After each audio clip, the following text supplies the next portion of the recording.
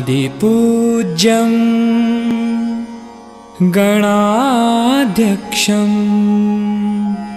उमापुत्रं विनायकं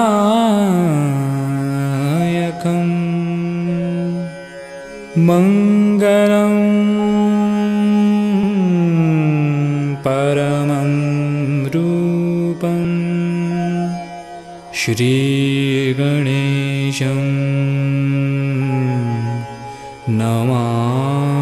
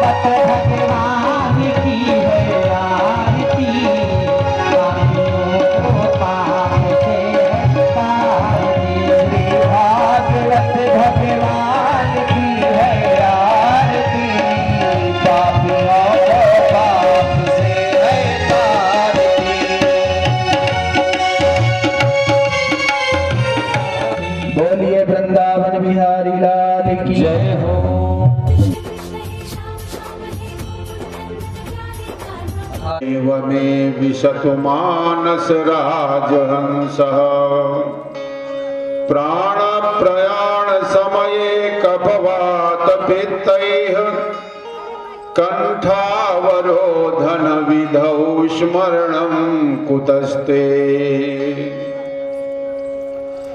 वंशी विभूषित करान्नवनीरदाभात् पीताम्बरादरुणबिम्बफलाधरोष्ठात् पूर्णेन्दुसुन्दरमुखादरविन्दनेत्रात् कृष्णात् परं किमपि तत्त्वमहं न जाने। हे राधे वृषभानुभूपतनये हे पूर्णचंद्रानने हे कांते कमनीय कोकिल रवे वृंदावनाधीश्वरी हे मत प्राण परायणे चरसिके हे सर्वयोथेश्वरी आगत्यं त्वरितं प्रतप्तमनिशं मां दीनमानन्दय। हे राधे वृषभानुभूपतनये सर्वेश्वरी राधिके हे कृष्णानन पंकज भ्रमरिके कृष्ण प्रिये माधवी हे वृंदावन नागरी गुणगुरौ दामोदर प्रेयसी हे हे ललितादिक प्रिय सखी प्राणाधिके पाहि माम्।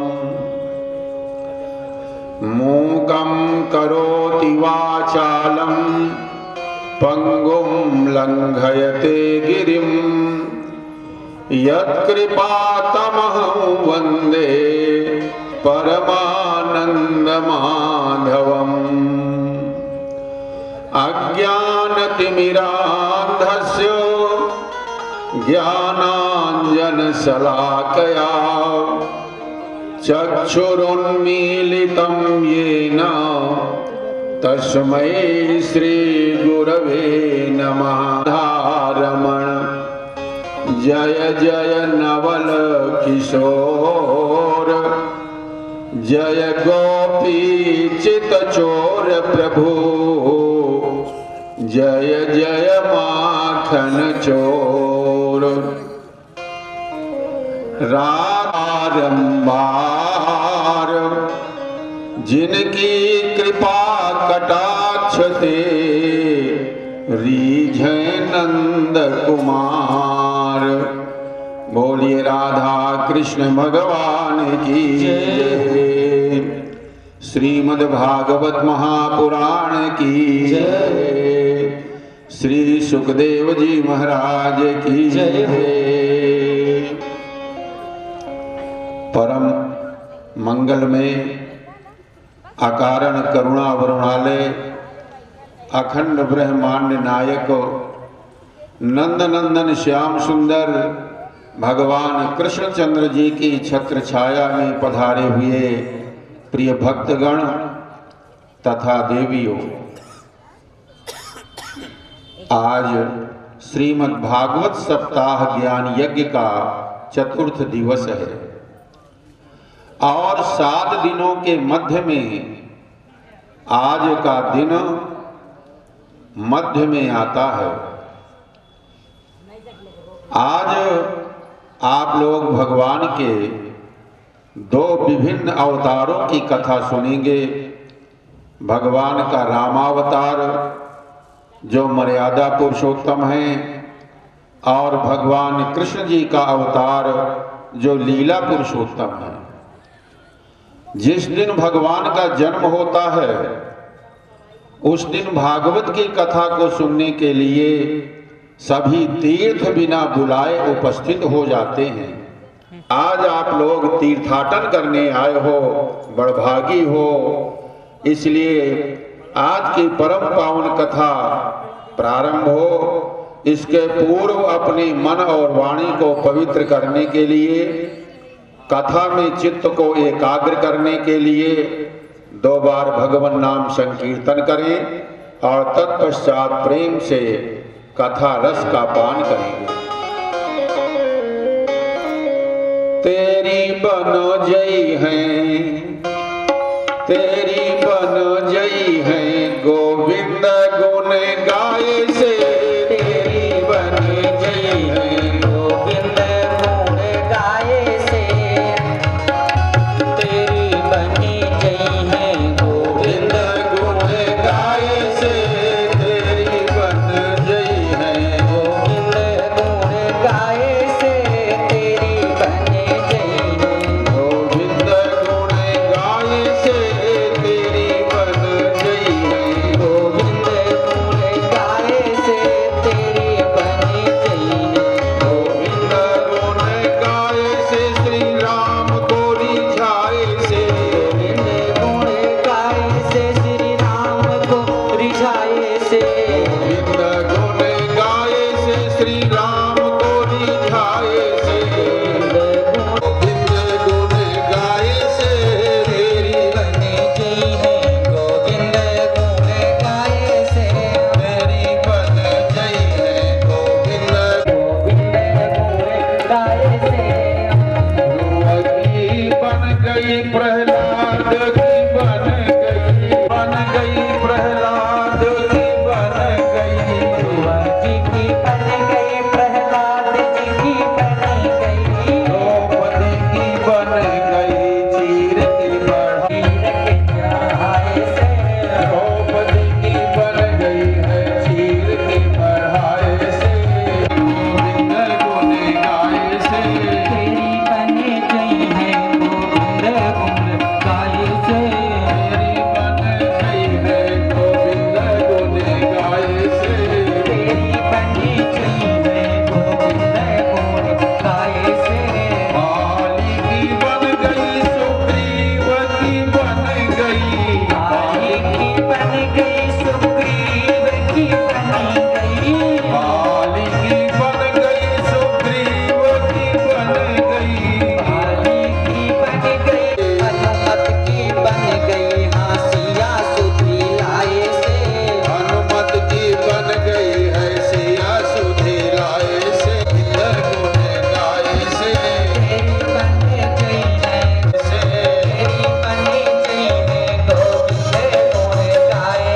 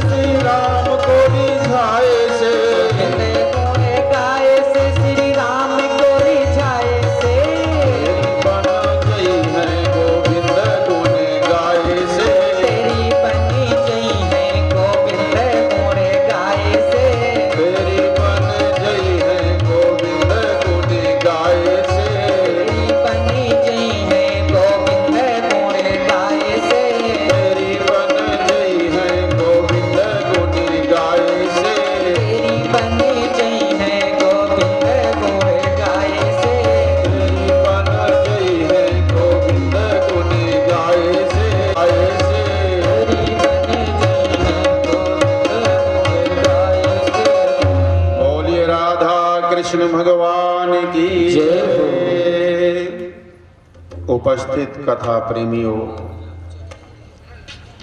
बड़ा ही सुरम्य वातावरण है। गंगा नदी का पावन तट है। एक वीतरागी और परीक्षित जी जो अपने दैहिक जीवन को विस्मृत करके, शरीर को भुला करके, अन्न जल भूख प्यास को भुला करके और सुखदेव जी के मुखारविंद से निकले हुए अमृत का पान कर रहे हैं। बड़े भाग्यशाली हैं आप लोग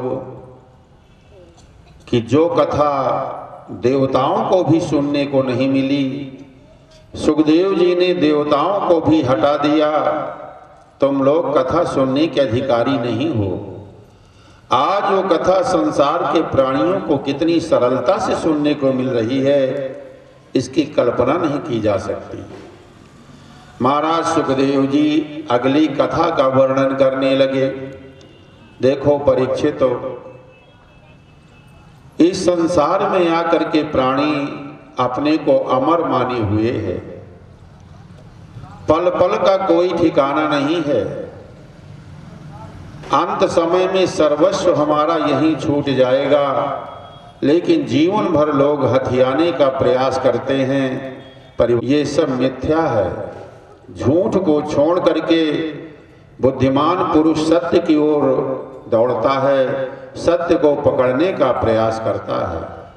कथा वर्णन करने लगे महाराज सुखदेव जी कि आसीत गिरिवरो राजंस त्रिकूट इति विश्रुतः क्षीरोदेना व्रतः श्रीमान योजनायुतमुच्छ्रितः। देखो परीक्षित, ये मैं कथा अन्य जीवों की नहीं, भागवत में तो लिखा है कि ये गजेंद्र मोक्ष की कथा है, लेकिन ये मैं संसार के प्राणियों की मुक्ति की कथा सुनाने जा रहा हूं। गजेंद्र कौन है और ग्राह कौन है? ये संसार ही एक बहुत बड़ा सरोवर है, और इस संसार रूपी सरोवर में ग्राह रूपी काल निरंतर निवास करता है। हम लोग सरोवर में हैं, यहाँ पर काल हर क्षण बैठा हुआ है, और संसार का प्राणी ही गजेंद्र है। हाथी में सबसे बड़ा अभिमान होता है, प्राणी में भी अहंकार है। तो अंत समय जब आता है में कठिनाई हो तो समझ लेना चाहिए कि ग्राह ने मेरे पैर को पकड़ लिया है, ग्राह ने गजेंद्र को पकड़ लिया है, काल ने मुझे पकड़ लिया है, संसार के जीव को पकड़ लिया है। ये कथा गज और ग्राह की नहीं, हमारी कथा और काल की कथा है। क्षीर सागर में एक त्रिकूट नाम का पर्वत था। गिरि त्रिकूट एक सिंधु मझारी, त्रिकूट नाम का पर्वत था। त्रिकूट पर्वत क्या है? जो तीन को कूट डाले उसी को त्रिकूट कहा जाता है। प्राणी के अंदर तीन प्रकार का अभिमान होता है। किसी को सतोगुण का अभिमान, किसी को रजोगुण का अभिमान, किसी को तमोगुण का।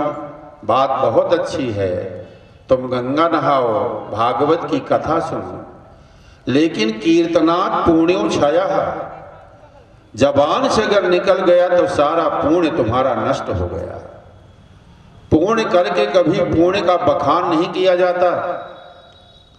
सतोगुण का भी अभिमान प्राणी को हो जाता है।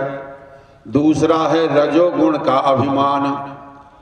महाराज मेरे जैसा वेतन इस समय जिला में किसी का न होगा। 2.5 लाख रुपए महीने का वेतन है मेरा। कोई किसान कहता है 200 बीघे का मैं जमींदार हूँ, मेरी जैसी जमीन किसी के न होगी। कोई कहता है शहर में मेरे 25 प्लाट पड़े हैं महाराज। ये क्या है? रजोगुण का अभिमान है। तीसरा है तमोगुण का अभिमान, तामसी वृत्तियों का अभिमान। महाराज दिन भर में मैं 4 बोतल शराब पीता हूं। दुर्गुणों को कूट डाले उसी को त्रिकूट पर्वत कहते हैं। क्षीर सागर के बीच में ये त्रिकूट पर्वत है, बहुत लंबे क्षेत्रफल में फैला हुआ 400 ये त्रिकूट पर्वत फैला हुआ घना जंगल है चारों ओर। उस जंगल में गजेंद्र अपने परिवार के साथ रहा करता है। हाथी का परिवार बहुत बड़ा है, जाने कितनी हाथिनियां और जाने कितने बच्चे। गजेंद्र को अपने परिवार का अभिमान है।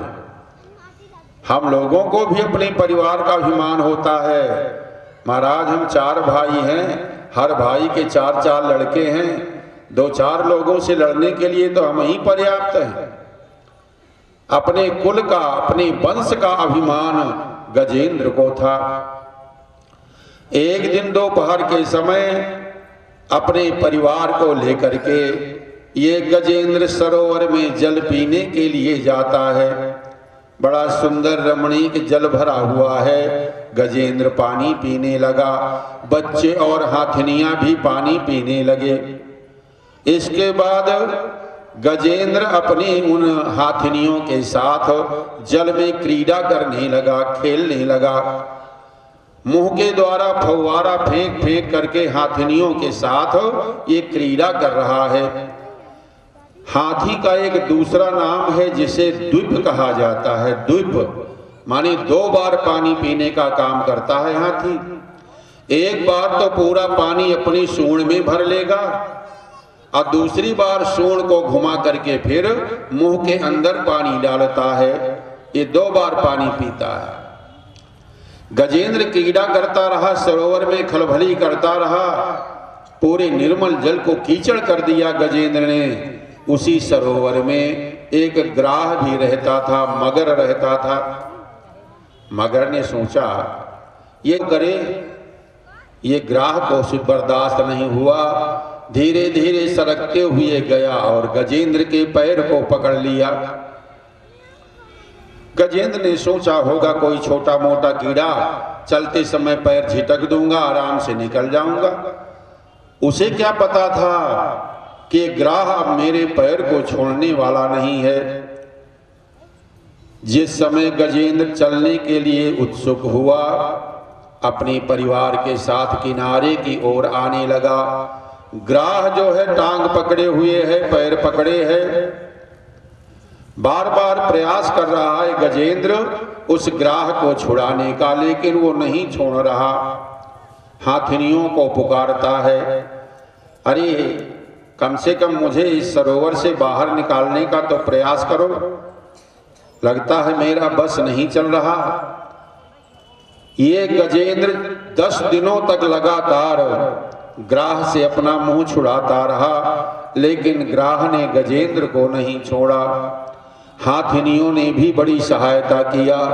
एक का सूंड, दूसरे की पूंछ, तीसरे का सूंड, चौथे की पूंछ, बहुत लंबी लाइन लगा लिया।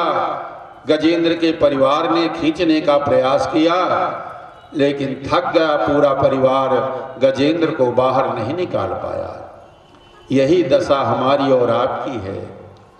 जब प्राणी बीमार पड़ता है, बुढ़ापा आ जाता है, पत्नी से कहता है मेरी टांकों में दर्द हो रहा है, कोई उपाय कर। पत्नी सेवा करती है। बच्चों से कहता है मुझे बीमारी लग गई है, अस्पताल ले चलो। बच्चे अस्पताल ले जाते हैं। लेकिन ये सब जो बाह्य उपचार है, इसकी एक सीमा है। कहाँ तक पत्नी सेवा करेगी, कहाँ तक बच्चे रोज अस्पताल लेकर के दौड़ेंगे। एक दिन वही लड़के कहने लगते हैं पिताजी 10 दिन की छुट्टी लेके आया था, अब छुट्टी समाप्त हो गई, मैं तो ड्यूटी करूंगा। अगर ज्यादा घबराहट हो तो टेलीफोन कर देना। लड़का भी अपने पिता को छोड़ के चला जाएगा और अपना काम देखेगा। पत्नी भी घर के काम देखेगी। अकेला ये ग्राह रह जाता है। गजेंद्र अकेला रह जाता है ग्राह से संघर्ष करने के लिए। अब ग्राह ने गजेंद्र को पकड़ के घसीटना शुरू किया। वहां तक ले गया, अथाह जल भरा हुआ है।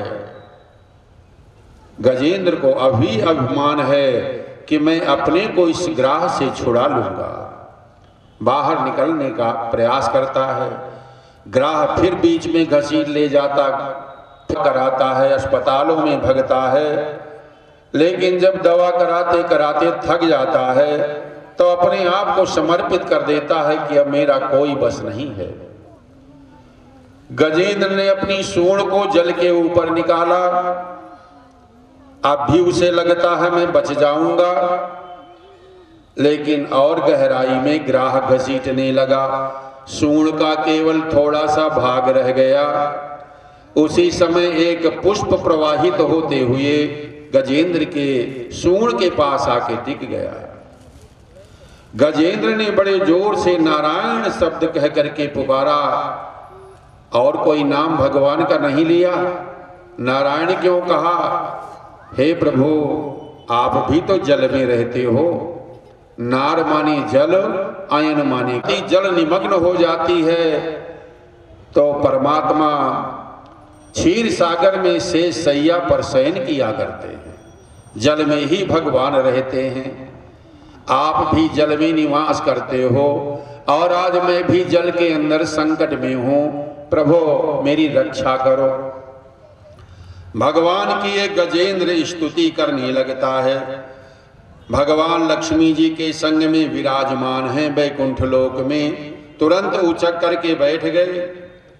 ओम नमो भगवते तस्मै यद एतत् चिदात्मकं पुरुषायादि बीजाय परेशायाभि धीमहि